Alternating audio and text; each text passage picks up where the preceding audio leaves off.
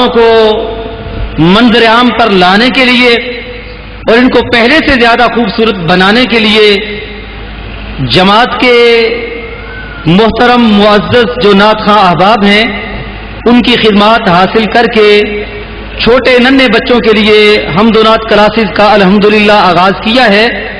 ہر مہینے کی پہلی اتوار کو انشاءاللہ العزیز مرکز اہل حدیث اکتالی بی ماڈل ٹاؤن میں ان کی کلاس ہوا کرے گی. جن احباب کے بچے ذوق رکھتے ہیں وہ ان کو اس پروگرام میں لائیں اور ان کو تربیت جو ہے وہ دلوائیں. میں درخواست کروں گا محترم جناب بھائی نعمت اللہ ظفر صاحب سے کہ وہ اسٹیج پر تشریف لائے. مجھے معلوم ہوا ہے کہ وہ پنڈال میں تشریف فرما ہیں. بھائی نعمت اللہ ظفر صاحب ان کی خدمت میں گزارش کروں گا کہ وہ اسٹیج پر تشریف لے آئیں. اس کانفرنس کے موقع پر میں اگر اپنے ان بھائیوں کا ان شاہینوں کا تذکرہ نہ کروں جن کی محنت دیکھ کر آج آپ کو بھی خوشی محسوس ہو رہی ہے. یہ جماعت کی قوت کو اس پلیٹ فارم پر جمع کرنے کے لیے اہل حدیث یوتھ فورس سٹی گجرانوالہ کی کابینہ کے تمام افراد، یوتھ فورس کی شورا کے اراکین اور کارکنان نے دن رات ایک کیا ہے. میں دعا گو ہوں، اے میرے مالک، میرے وہ دست و بازو، وہ میرے نوجوان ساتھی جنہوں نے اپنی راتوں کے آرام کو، اپنے دنوں کے کاروبار کو تیرے نبی کی عزت اور عظمت کے لیے، اس کی سیرت کے پیغام کو دنیا والوں تک پہنچانے کے لیے قربان کیا ہے. اے میرے مالک، تیرے خزانوں میں کمی نہیں ہے، انہیں اس صلے میں، اس محنت کے صلے میں جنت الفردوس سے کم کوئی چیز نہ دینا. یہ تیرے نبی کی عظمت کے بھی شایان شان نہیں. اے میرے مالک، تیری شان کریمی کے بھی شایان شان نہیں ہے. اب میں دعوت خطاب دے رہا ہوں محترم جماعت، محترم جناب ڈاکٹر حافظ عبد الکریم صاحب حافظہ اللہ تعالی کو ان کی آمد سے پہلے حرمین سے محبت کا اظہار کیجئے، حرمین سے عقیدت کا اظہار کیجئے. حرمین کی حرمت پر ہم جان نچھاور کر دیں گے. گر وقت نے ہم سے خون مانگا ہم وقت کا دامن بھر دیں گے. یہ عزم کرتے ہیں انشاءاللہ العزیز. اہل حدیث کا بچہ بچہ اس عزم کو سچا کرنے کے لیے بےتاب ہے. میں نے پہلے بھی ایک دن ایک ریلی میں کہا تھا، اگر یہ اعلان کر دیا جائے کہ حرمین کی حرمت پر قربان کرنے کے لیے لوگ اپنے ناموں کو لکھوائیں تو اہل حدیث کا کوئی بچہ تو دور کی بات ہے، کوئی معذور اور نابینا اہل حدیث بھی گھر میں باقی نہیں بیٹھے گا انشاءاللہ العزیز. تشریف لا رہے ہیں، دعوت خطاب دے رہا ہوں محترم جماعت، محترم جناب ڈاکٹر حافظ عبد الکریم صاحب حفظہ اللہ تعالی. العالمین والصلاة والسلام على سید الانبیاء والمرسلین نبینا محمد وعلى آلہ واصحابہ اجمعین. اما بعد،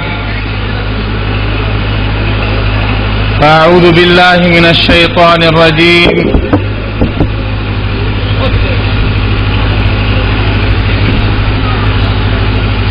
لقد من الله على المؤمنين إذ بعث فيهم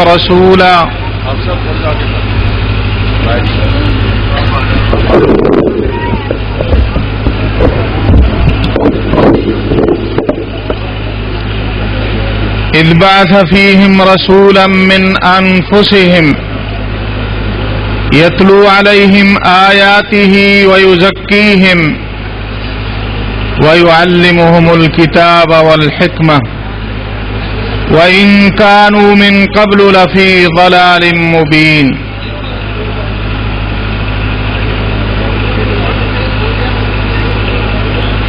سب سے پہلے میں اہل حدیث یوتھ فورس پاکستان کے صدر حافظ ذاکر الرحمان صدیقی صاحب اور سیکرٹری جنرل حافظ افضل فیصل افضل شیخ صاحب اور اسی طرح اہل حدیث یوتھ فور سٹی گجرانوالا کے صدر حافظ مقصود صاحب اور جنرل سیکرٹری مبشر صاحب، میں ان کا شکریہ ادا کرتا ہوں۔ ماشاءاللہ انہوں نے محنت کر کے یہ عظیم الشان کانفرنس منعقد کی ہے۔ اللہ تعالی ان کی کوشش کو قبول فرمائے، ان کو ان کے ساتھیوں کے جذبے کو اللہ تعالی قبول و منظور فرمائے، اور آپ سب کا یہاں آنا، ہم سب کا یہاں حاضری دینا اللہ تعالی قبول و منظور فرمائے۔ گجرانوالا کی جماعت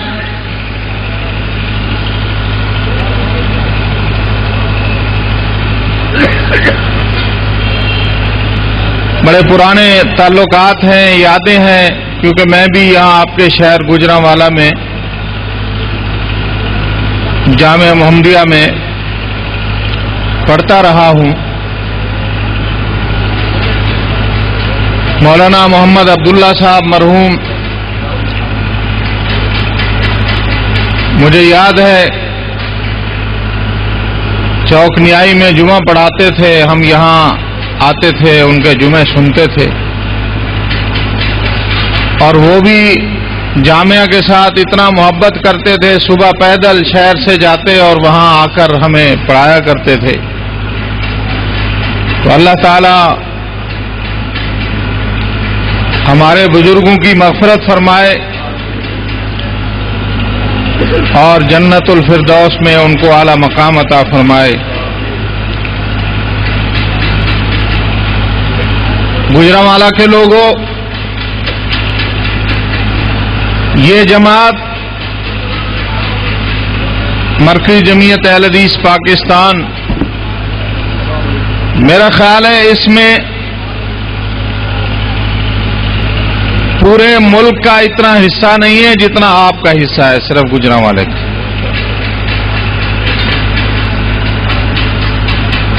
مولانا محمد اسماعیل سلفی صاحب بھی یہیں گجرانوالا سے تھے،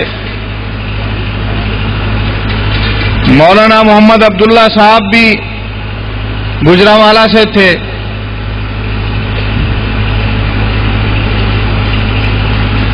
اور مولانا محمد صاحب، شیخ الحدیث صاحب، محمد گوندلوی صاحب، وہ بھی گجرانوالا سے تھے،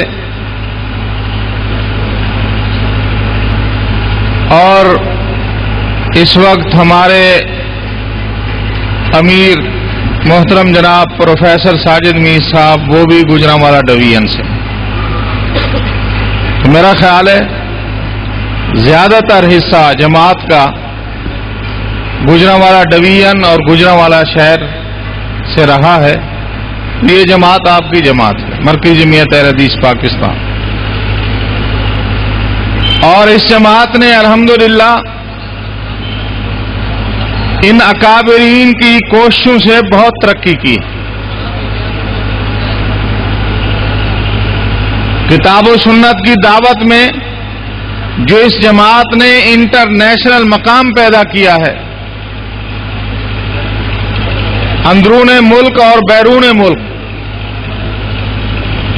میرا خیال ہے اور ملکوں میں بھی یہ جماعت موجود ہے، اتنا ترقی انہوں نے نہیں کی جتنا ترقی آپ کی جماعت نے کی۔ اسی نام سے انڈیا میں بھی مرکزی جمعیت اہل حدیث ہے،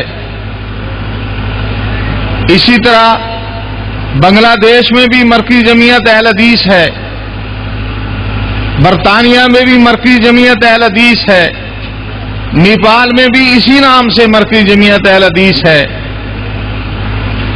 سب دین کی دعوت کا کام کر رہی ہیں، کتاب و سنت، توحید اور سنت کی دعوت کا کام کر رہی ہیں جماعتیں، لیکن جتنا ترقی اللہ تعالی نے مرکزی جمعیت اہل حدیث پاکستان کو امیر محترم جناب پروفیسر ساجد میر صاحب کی قیادت میں دی ہے، میرے خیال میں اس کی کہیں اور مثال نہیں ملتی۔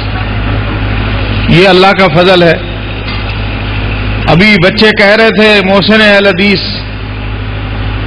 حدیث پر کوئی احسان نہیں کر سکتا، اسلام پر کوئی احسان نہیں کر سکتا، بلکہ اسلام کا احسان ہے ہم پر کہ اسلام نے ہمیں اس پر ہم چل کے اللہ کے دین کی خدمت کر رہے ہیں۔ امام احمد بن حنبل رحمۃ اللہ علیہ کو کہا گیا جزاک اللہ عن الاسلام خیرا، آپ نے اتنا خدمت کی اسلام کی، سارے لوگ مخالف ہو گئے۔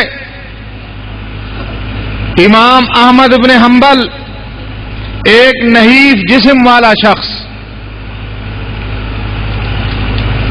اس نے تمام صعوبتوں کا، تکالیف کا، تشدد کا، جیلوں کا مقابلہ کیا، لیکن حق کو مضبوطی سے تھامے رکھا۔ اس کے بعد ایک شاگرد کہتے ہیں کہ امام احمد بن حنبل اللہ تعالی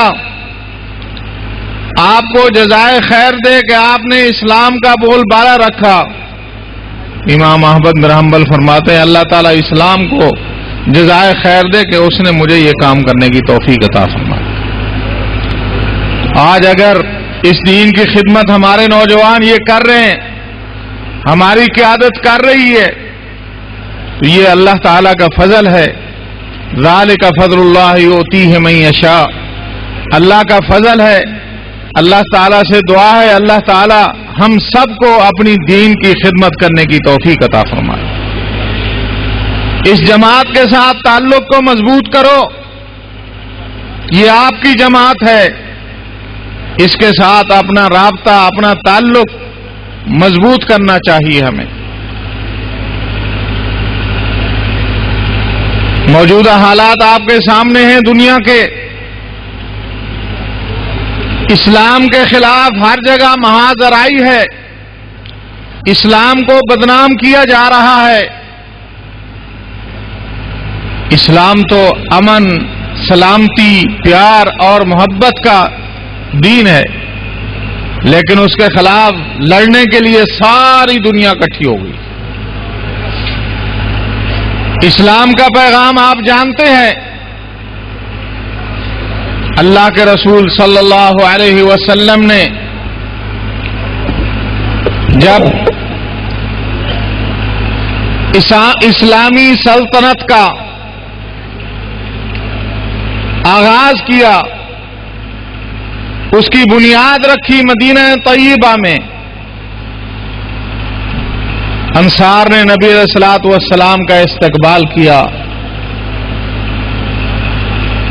جس طرح ابھی یہ بچہ خوبصورت آواز سے مکے اور مدینے کی باتیں کر رہا تھا، مدینے کی بچیاں، چھوٹے چھوٹے بچے نبی علیہ الصلوۃ والسلام کا استقبال کر رہے تھے اور قصیدے پڑھ رہے تھے۔ طلع البدر علینا،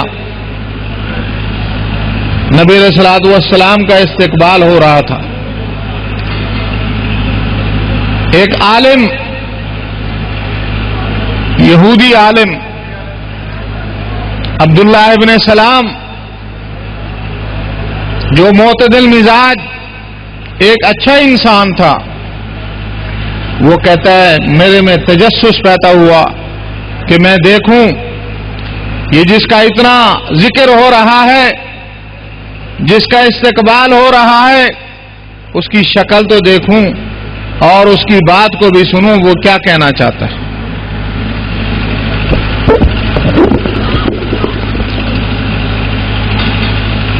نبی علیہ الصلوۃ والسلام مدینہ میں داخل ہوئے۔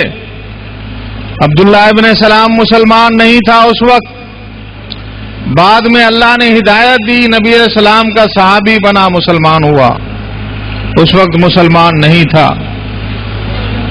کہتے ہیں جب میری نظر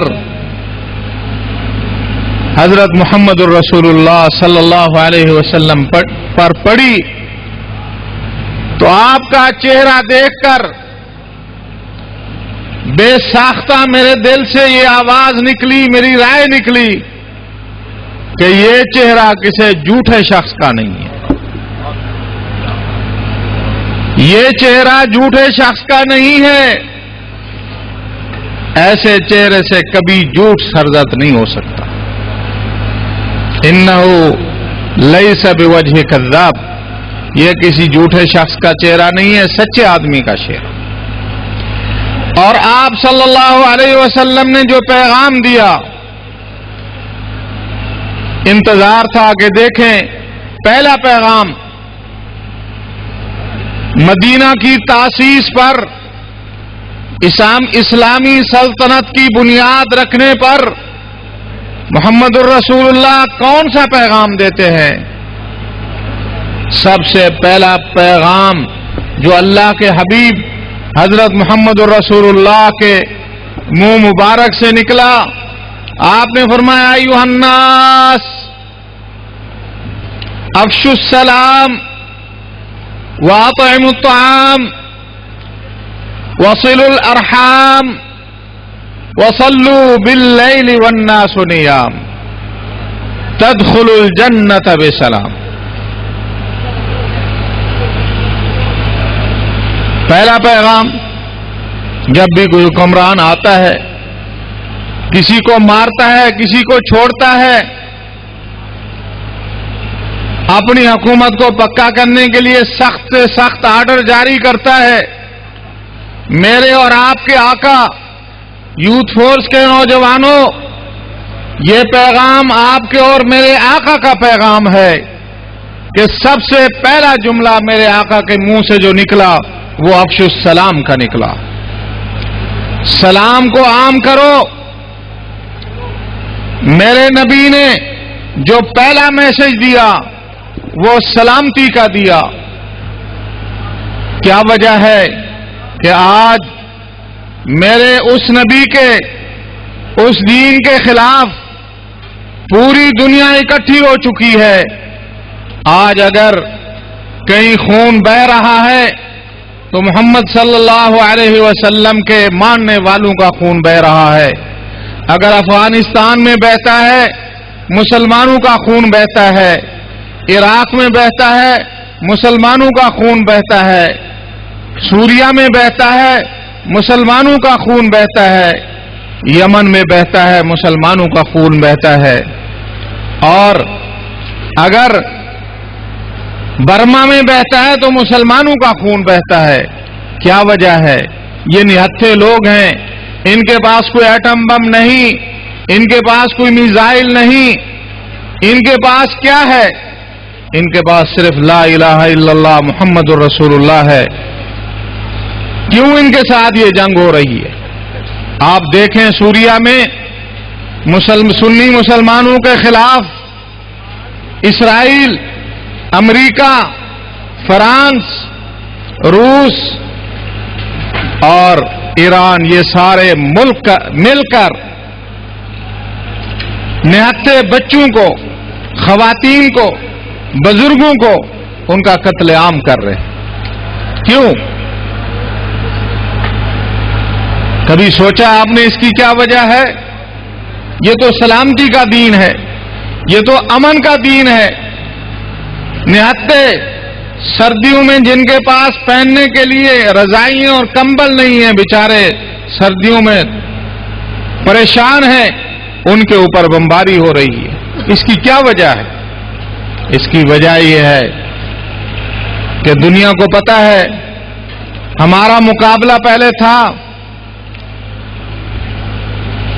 روس کے ساتھ، اس کا ایک نظریہ تھا کمیونسٹ نظریہ، اس کو ہم نے شکست دی، وہ نظریہ ختم ہو گیا۔ یہ اسلام، یہ مسلمان تو کمزور ہیں لیکن اسلام کا جو نظریہ ہے اس کو شکست نہیں دی جا سکتی۔ دنیا میں آنے والا حکمران اسلام ہے۔ اگر اسلام نے ایک عمر بن خطاب اور پیدا کر لیا، ایک صلاح الدین ایوبی اور پیدا کر لیا تو اس کو روکنے والا کوئی نہیں ہے۔ لہذا وہی فرعون والا کام کرو، ان کے بچوں کو ذبح کرو، ان کا قتل عام کرو، ان کو بدنام کرو، ان کے نبی کو بدنام کرو، تاکہ لوگ اسلام سے دور ہو جائیں، بھاگ جائیں۔ لیکن انشاءاللہ اسلام آ رہا ہے۔ کیا خیال ہے؟ آنا چاہیے اسلام کو؟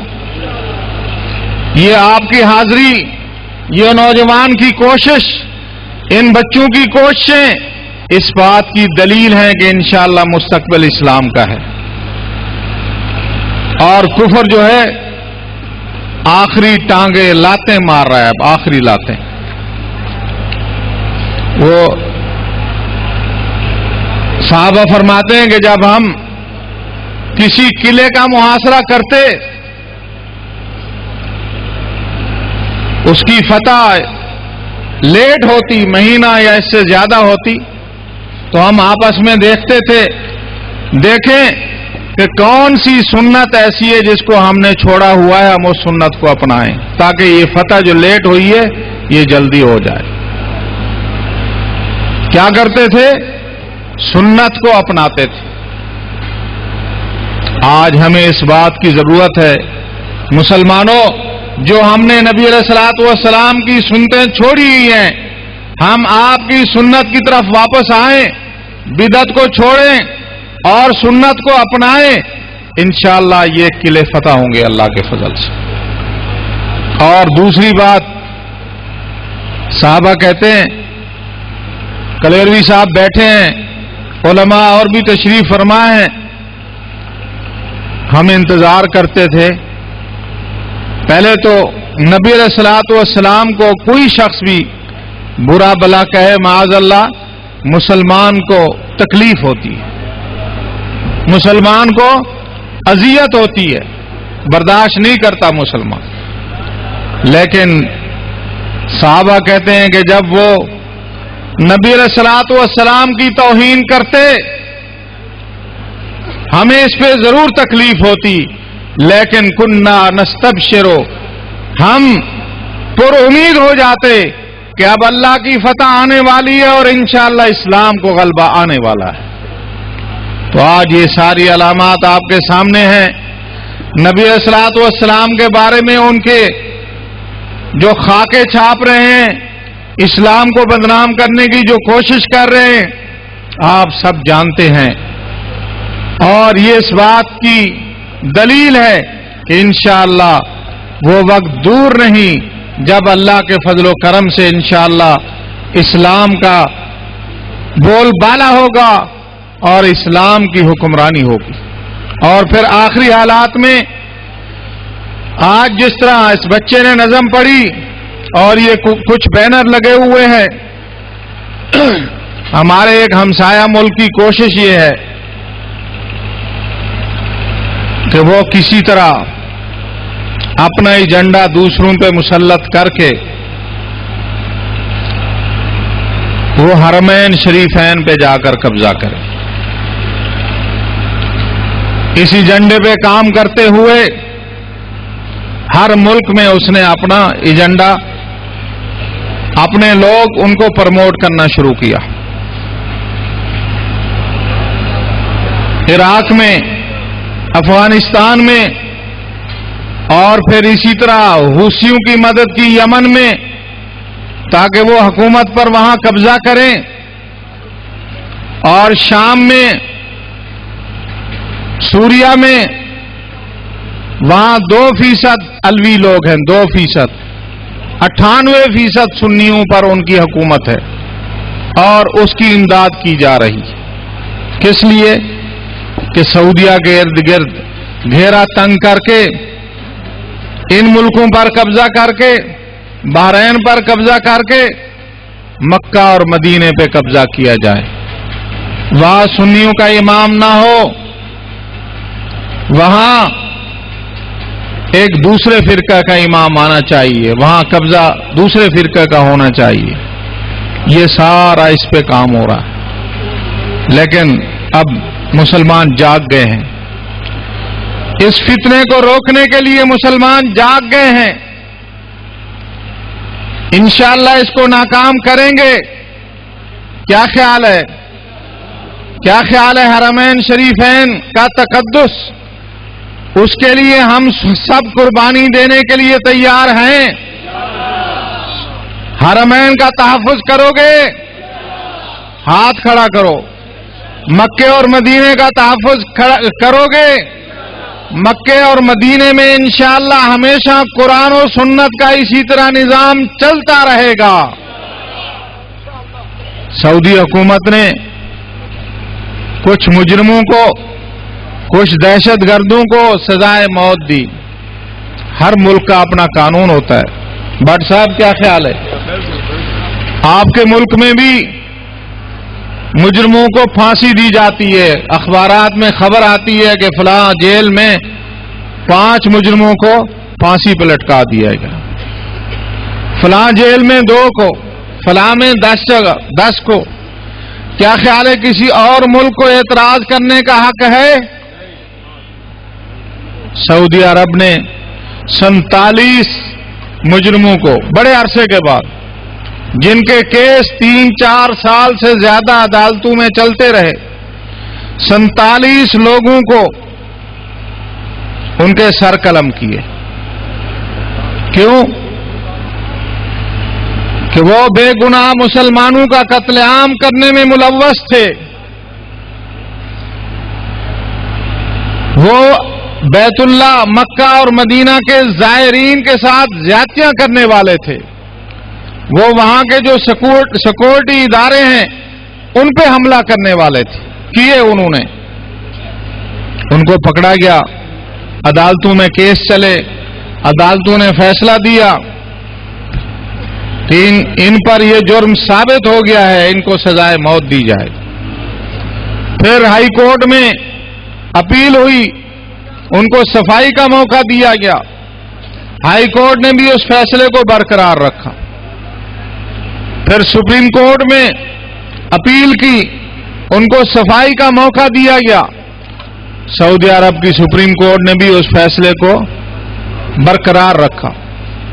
سعودی حکومت نے اس فیصلے پر عمل کیا. اب ہمارا ہمسایہ ملک ایران وہ کہتا ہے جی اس میں 2 شیعہ تھے، اس کو کیوں مارا گیا؟ بھئی وہ شیعہ 2 اگر تھے تو سعودی عرب کے رہائشی تھے، سعودی عرب کے نیشنل تھے. اگر سعودی عرب نے اپنے مواطن کو سزا دی ہے تو یہ اس کا حق ہے، کسی دوسرے ملک کا حق نہیں ہے. سعودی عرب کے معاملات میں مداخلت کرے اور پھر بات یہی ختم نہیں کی. پھر ایران میں سعودی سفارت خانے کو جلایا گیا، آگ لگا دی گئی. یہ کہاں کا انصاف ہے؟ یہ کہاں کا حق ہے؟ انٹرنیشنل قوانین،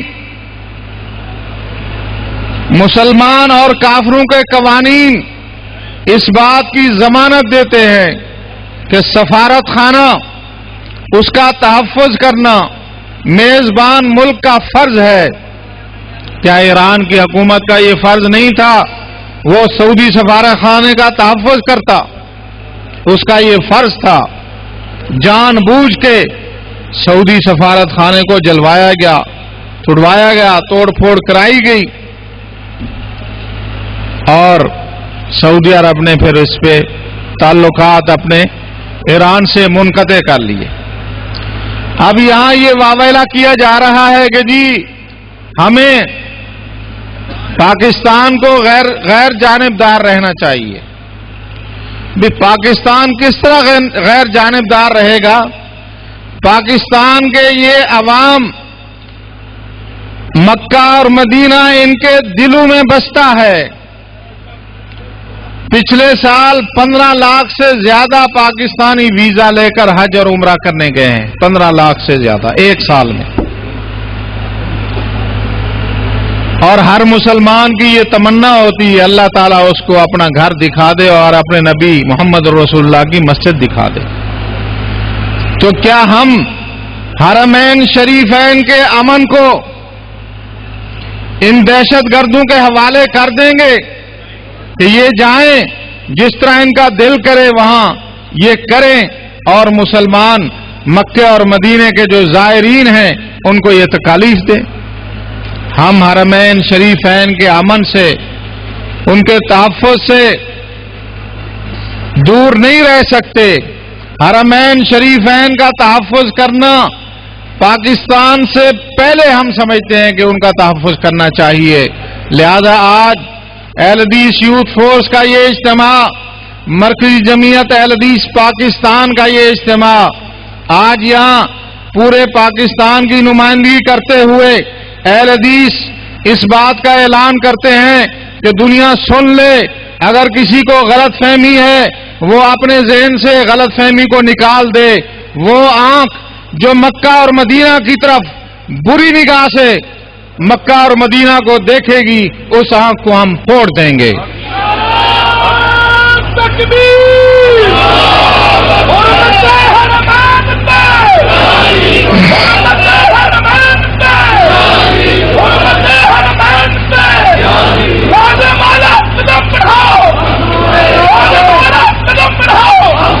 ہم پروفیسر ساجد میر صاحب کی قیادت میں پوری جماعت، صرف مرکزی جمعیت اہل حدیث پاکستان نہیں بلکہ تمام سنی مسلمان پاکستان کے اس بات کا عزم رکھتے ہیں کہ انشاءاللہ خون کے آخری قطرے تک مکہ اور مدینہ کا تحفظ کریں گے۔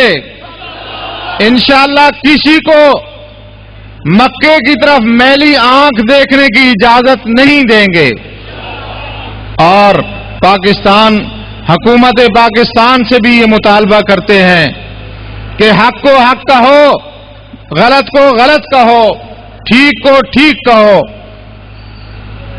ایران نے یہ جو زیادتی کی ہے، سعودی معاملے میں مداخلت کر اس کی مذمت کی جائے۔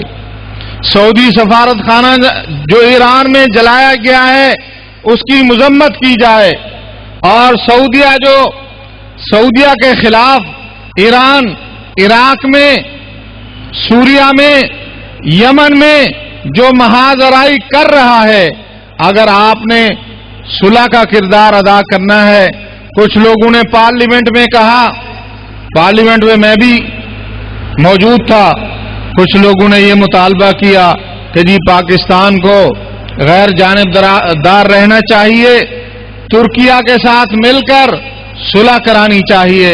ہم صلح کا انکار نہیں کرتے، ہم صلح جو ہیں، ایران ہمارا ہمسایہ ہے، ہم اس کے بدخواہ نہیں، لیکن ہم یہ کہتے ہیں کہ صلح اصولوں پہ ہونی چاہیے، صلح حقائق پہ ہونی چاہیے۔ سعودیہ نے کہیں ایران کے ارد گرد ممالک میں مداخلت کر کے ایران کے لیے مسائل پیدا نہیں کیے، ایران سعودیہ کے لیے مسائل پیدا کر رہا ہے۔ ایران کو چاہیے اپنے ملک میں، اپنی حدود میں رہے، اور سعودیہ کے خلاف یمن، شام اور عراق میں اور پوری دنیا میں جو حرکات ہو رہی ہیں ان کو بند کرے۔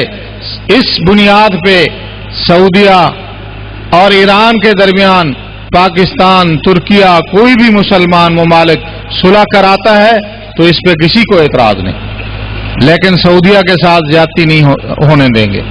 انشاءاللہ سعودیہ کے ساتھ زیادتی نہیں ہونے دیں گے۔ آج ہمارا اسلام آباد میں اجلاس تھا جس میں دیوبندی، بریلوی، اہل حدیث، تمام مکاتب فکر کے علماء اکٹھے ہوئے، انہوں نے بالاتفاق یہ اعلان کیا کہ ہم سعودی حکومت کے ساتھ ہیں، ملک سلمان بن عبدالعزیز کے ساتھ ہیں، اور حرمین شریفین کے لیے، مکہ اور مدینہ کے تحفظ کے لیے ہم انشاءاللہ ہر اعتبار سے میدان میں، میڈیا میں، ہر حوالے سے انشاءاللہ ہر قسم کی قربانی دینے کے لیے تیار ہیں۔ تو کیا خیال ہے، آپ اس سے اتفاق کرتے ہیں؟ تو آج ہم یہاں سے یہی اعلان کر رہے ہیں کہ انشاءاللہ حرمین شریفین کے تقدس کو پامال نہیں ہونے دیں گے۔ انشاءاللہ کتاب و سنت اور توحید و سنت کا تحفظ کریں گے۔ اہل حدیثو، تمہاری دعوت ہے توحید و سنت کی، اور انشاءاللہ یہ دعوت، توحید اور سنت کی دعوت، مکہ اور مدینہ کی دعوت، انشاءاللہ اسی کا مستقبل ہے، یہی صحیح اسلام ہے، اور انشاءاللہ دنیا پہ سب سے زیادہ اس وقت جو پھیلنے والی دعوت ہے وہ آپ کی دعوت ہے، اور انشاءاللہ اس کو کوئی نہیں روک سکتا۔ اللہ کے حکم سے دنیا میں انشاءاللہ کتاب و سنت کا نظام نافذ ہوگا۔ تو میں آپ سب کا شکریہ ادا کرتا ہوں، اہل حدیث یوتھ فورس سٹی گجرانوالہ کے احباب کا، مرکزی جمعیت اہل حدیث سٹی اور ضلع گجرانوالے احباب کا، آپ سب کا، حافظ ذاکر الرحمان صاحب اور ان کی ٹیم کا، آپ کا بھی، اسی طرح ایک حافظ سلمان اعظم صاحب ہیں جو میرے پیچھے پڑے رہے 10-15 دن سے کہ میں یہاں ضرور حاضری دوں، ان کا بھی آپ سب کا شکریہ ادا کرتا ہوں۔ مولانا نعیم بٹ صاحب کا، کلیروی صاحب کا، عمران عریف صاحب اور تمام بھائیوں کا شکریہ ادا کرتا ہوں۔ اللہ تعالی ہم سب کو دین کی خدمت کرنے کی توفیق عطا فرمائے۔ اقول قولی ھذا واستغفر اللہ العظیم۔ جزاک اللہ۔ اپنے سعودی مسلمانوں کو بھی دینا چاہتا ہوں، نحن نعلن بصوت عال ونصرخ بصوت رفيع ونسمع جميع الناس أيا هو عن اليهود والهنود والمجوس وذريتهم أن من تقبل على العرب في عربية السعودية قولا كبيها وكلاما شنيعا أو نظر إليها بعين البغيض أو ناهد إليهم بناهية العين وعلى الراس وكبر وبتر وشتن إليهم بناهية العين وعلى الراس وكبر وبتن وشتن فنأخذهم ونمسكهم ونطردهم ونفلغ لسانهم من الحلق ونفقع أعينهم من الحلق ونطعن رؤوسهم وندمغهم ونختمهم ختاما ثقيلا۔ میں کہہ یہ رہا ہوں کہ ہم وشگاف الفاظ میں اس بات کا اعلان کرتے ہیں کہ سعودی عرب کی طرف جو میلی نگاہ اٹھے گی اس کو چہرے پہ نہیں رہنے دیں گے، جو انگلی اٹھے گی وہ کاٹ کے رکھیں گے، اور جو سر اٹھے گا وہ سر کاٹ کے رکھ دیں گے۔ کہ آپ میرے ساتھ اس بات سے اتفاق کرتے ہیں؟ ہاتھ ایک نہیں دو اٹھنے چاہیے۔ مسئلہ ہماری غیر ایمانی کا ہے، بیٹھے نہیں رہو، کھڑے ہو کے جواب دو۔ حرمت حرمین پر، حرمت حرمین پر، حرمت حرمین پر، حرمت حرمین پر، حرمت حرمین پر۔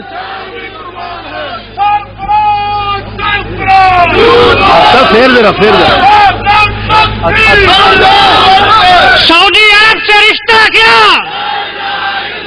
مکہ اور مدینہ سے رشتہ کیا، نعرہ تکبیر، حرمین سے رشتہ کیا، لا الہ الا اللہ، مکہ اور مدینہ سے رشتہ کیا، لا الہ الا اللہ۔ حرمین کو بچائیں گے، جوانیاں لٹائیں گے، جوانیاں لٹائیں گے، جوانیاں لٹائیں گے، جوانیاں لٹائیں گے۔ اب میں دعوت خطاب دے رہا ہوں۔ خطاب